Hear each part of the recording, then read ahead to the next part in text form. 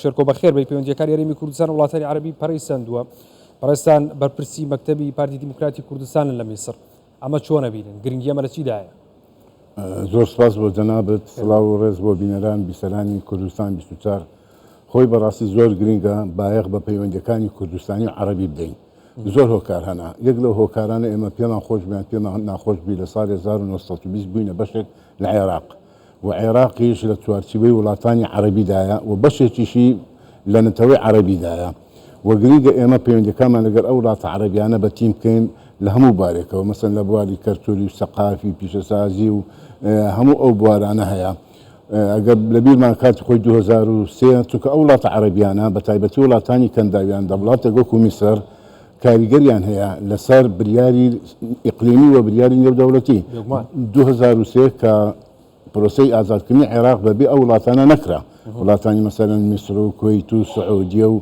زۆر لە وڵاتانە. بۆیە گرنگە ئێمە زیاتر بایەخ پەیوەندیمان هەیە، بەڵام پێویستە زیاتر بایەخیان پێ بدەین بە تایبەتی وڵاتانی کەندا و تەنانەت مەغریبی عەرەبیش، یعنی وڵاتانی عەرەبی ئێمە لەو چوارچێوە دەژین. و بەیانیش ئەگەر ببینە دەوڵەتی کوردی دوو هاوسێمان عەرەبن، ئەوە سووریا ئەوە عێراقیش. دەبووە گرنگە ئێمە زیاتر بایەخ بۆ پانە هەتا ئێستا تەفسیر نەکراوە بەڕاستی، بەڵام زیاتر پێویستە ئیدامەی پێ بکرێت. مەسەڵەن وڵاتانی کەندا و کاتی خۆی جەنابی سەرۆک بارزانی چەند جار سەردانی کردوون سعودیە ئیمارات و جەنابی سەرۆکی هەرێم ڕێزانی سیروان بارزانی و سەرۆکی وەزیران ڕێزدار مەسعود بارزانی پەیوەندیمان هەبووە. و لەوانەیە پەیوەندیەکان تۆزێک زیاتر سیاسی ببوون، بەڵام گرنگە تۆ لە پاڵ پەیوەندی سیاسیەوە بایەخ بە پەیوەندی ئابووری، کەرتوری، سەقافی، بازرگانی بدەیت. ئەوانە دەبنە پاڵپشت بۆ تەوکردنی زیاتری پەیوەندی سیاسیەکان. زۆر باشە، هەر وڵاتێک بێ پەرە بە پەیوەندیە ئابووری و سیاسیەکانی بدات لەگەڵ هەر وڵاتێکی دیکەدا کۆنسوڵخانە یان لەگەڵ هەر هەرێمێکە کۆنسوڵخانە لەو هەرێمەیە لە وڵاتە ئەکاتەوە. گرنگی هەرێمی کوردستان بە وڵاتی قەتەر چییە؟ بۆچی قەتەرەوێت تێکەڵبوونێکی ئابووری و بازرگانی لەگەڵ هەرێمی کوردستانە هەبێت کاکشێرکۆ؟ با بڵین وڵاتانی کەندا و بەگشتی قەتەر بە تایبەتی وڵاتانی پێشکەوتونە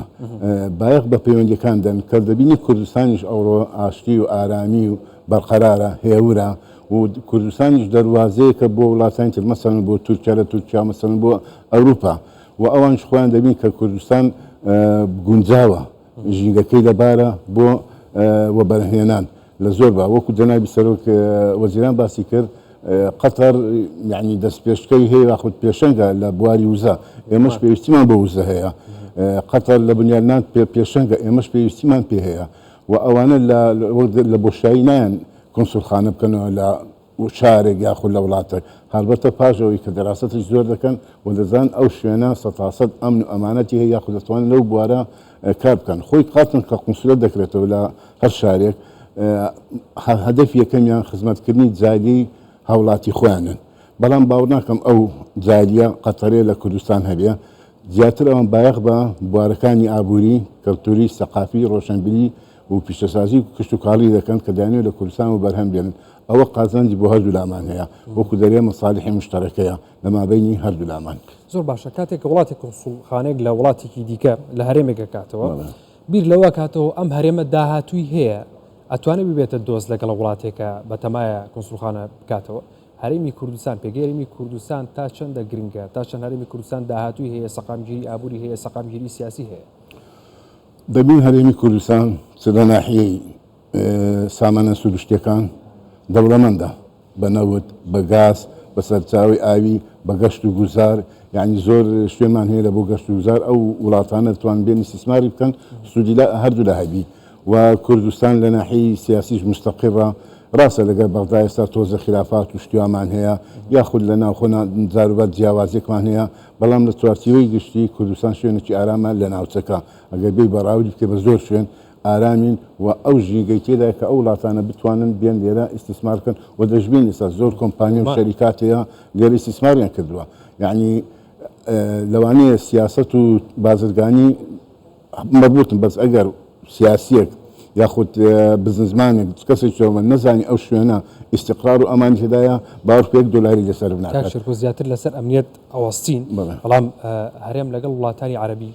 وڵاتانی ئاسیایی، وڵاتانی ئەوروپی، ئەمریکا، رووسیا، ئەم وڵاتانی نوێنەرایەتی و کۆنسوڵخانەیان لە هەرێمی کوردستانە هەیە.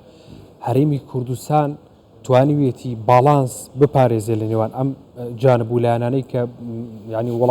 وڵات هەیە لە هەرێمی کوردستانە لە بەرامبەر وڵاتەکەی دیکەدا لەگەڵ دروستبوونی دەوڵەتەکەیە ینی کێشە و گرفت لە بینیانە هەیە بەڵام لە هەرێمی کوردستانە کۆنسوڵخانەیان هەیە دراوسێن و هەرێمی کوردستان دۆستی هەردووکیانە هەرێمی کوردستان تا چەند گرنگە کە توانێتی ئەم سەقامگیریە سیاسیە لە هەرێمی کوردستانە دروست بکات و باڵانس لە بینی لایەنە جیاوازەکانە ڕابگرێت خۆی ئەگەر تۆزە بگەڕنەوە بۆ تاریخ یعنی ساڵانی ئۆپۆزیسیۆن و معارزە دژی ڕژێمی سەدانی پێشوو کورد لە زۆر لە وڵاتانی ئەوروپی لە ئەمریکا جێپەنجەی دیار بوو بەڵام بەداخەو لە وڵاتانی عەرەبی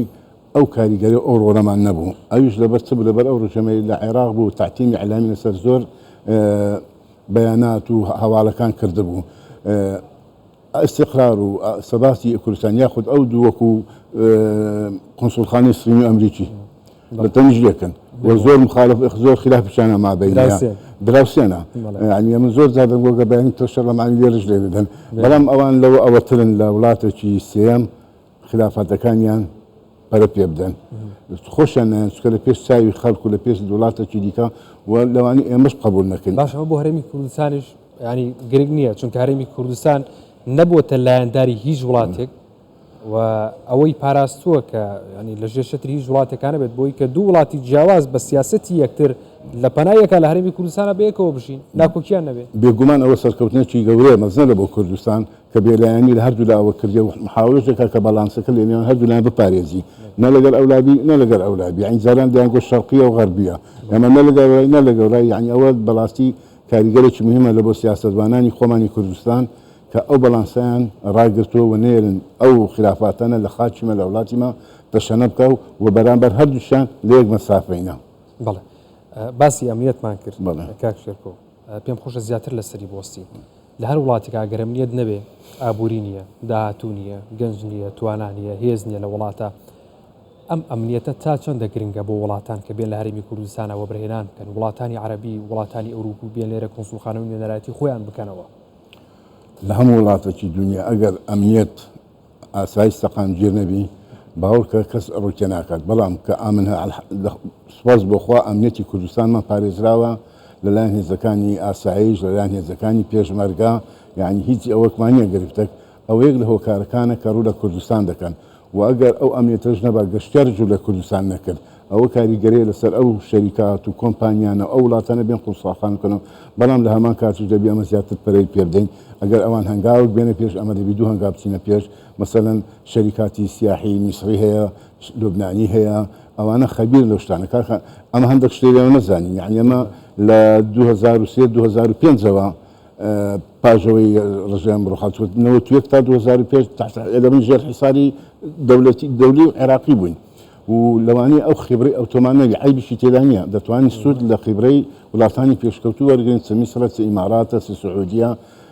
لە بۆ شتانە یعنی دەتوانین خیبرە لە هەموو وەرگین بە سوپاس بۆخوا ناحی ئەمنیەکەمان وەکو دەرەجەیەکە و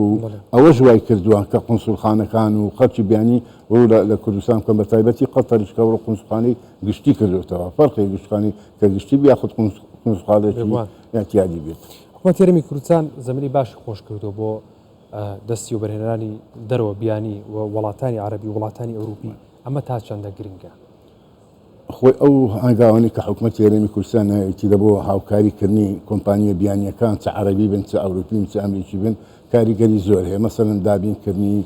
زەوی خۆشبوون لە باز بۆ ماوەیەک کاریگەری زۆرە بەڵام ئەوە هەر ئەوە نابی لە چوارچیوە ئەو بابرین ئەو ئاسانکاریانە دەبی شانت ئاروگۆڕ بکەین مەسەن لە کوردستان شان سەرداری بۆ وڵاتی میسرکەم لە میسرم شاندی خۆمان سەردانی وڵاتی میسر بکا لەوێ لە وڵاتی میسر خەڵک بێنن یعنی ساڵی پارێکە شاندەکەم هینا لە بەشداریان لە ئەوەی جامی ئەمریکی کرد طبعا